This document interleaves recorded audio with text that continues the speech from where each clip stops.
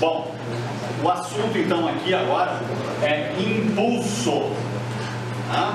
Então, quando eu tenho uma bola, eu aplico uma força, eu tenho que aplicar uma força durante um determinado tempo.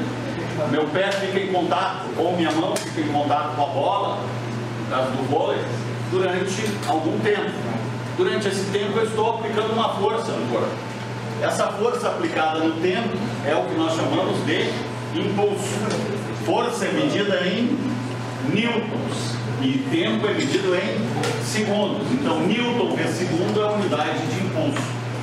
A quantidade de movimento de um corpo é o produto da massa pela velocidade do corpo. O produto da massa em quilograma pela velocidade em metros por segundo é o que nós chamamos de quantidade de movimento do corpo. Por exemplo, eu posso ter um carro pequeno, um carro de passeio e um caminhão, ambos com a mesma velocidade. Só que a massa do caminhão é muito maior que a massa do carro. Né? Logo, o caminhão, mesmo estando a mesma velocidade, tem uma quantidade de movimento maior. Isso em termos de massa. Agora, eu posso ter dois corpos com a mesma massa, porém com velocidades diferentes. Aquele que estiver a maior velocidade vai ter a maior quantidade de movimento. Teorema do impulso. O impulso é igual à variação da quantidade de movimento. E a variação da quantidade de movimento é a quantidade de movimento final menos a quantidade de movimento inicial. Aqui nós temos uma aplicação dessa situação.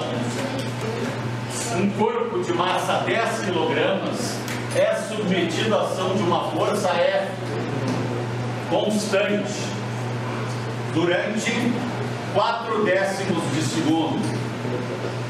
Sabendo que sua velocidade varia de 2 metros por segundo até 8 metros por segundo, determine quantidade de movimento inicial, quantidade de movimento final, variação da quantidade de movimento e a intensidade da força F. Dados. Os dados estão aqui, ó. A massa é 10 kg, a velocidade inicial é 2 metros por segundo, a velocidade final é 8 e o tempo é 4 décimos de segundo. Eu quero saber, então, quantidade de movimento inicial, final, variação da quantidade de movimento e força. Primeiro passo, verificar as unidades. Eu tenho que verificar se a massa está em quilograma, se o tempo está em segundo e se a velocidade está em metros por segundo. Essas são as unidades do SI. Às vezes eu posso ter múltiplos dessas unidades. Isso, ou submúltiplos. Né? Então aí a primeira coisa é verificar. Nesse caso aqui está tudo ok. Né? Mas eu poderia ter aqui a massa em gramas. O que eu teria que fazer? Converter para quilograma. Eu poderia ter aqui a velocidade em quilômetro por hora. O que eu teria que fazer? Converter para metros por segundo. E aqui eu poderia ter em minutos. Eu teria que converter para segundo. Então, como eu não tenho que converter nada, faço os cálculos. Quantidade de movimento inicial, massa vezes a velocidade inicial. A massa é 10, a velocidade inicial é 2, 10 vezes 2, 20 kg vezes metro por segundo. Essa é a unidade de quantidade de movimento.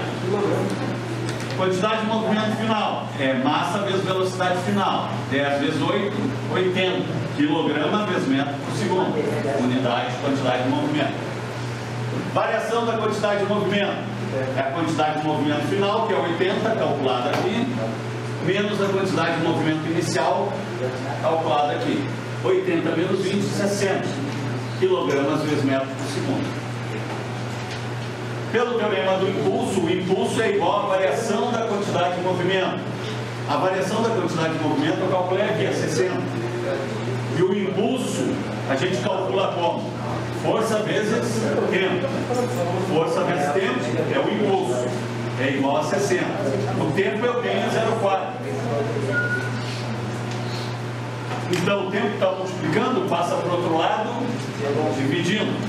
60 dividido por 0,4 dá 150, e a unidade de força, eu botei aqui Newton por segundo, não é Newton por segundo, é Newton. A força é medida em newtons, impulso é medido em Newton vezes segundo. Por isso que aqui eu tenho segundo, ó, e aqui eu tenho Newton vezes segundo. Então simplifica, sobra Newton. Certo? Alguma pergunta?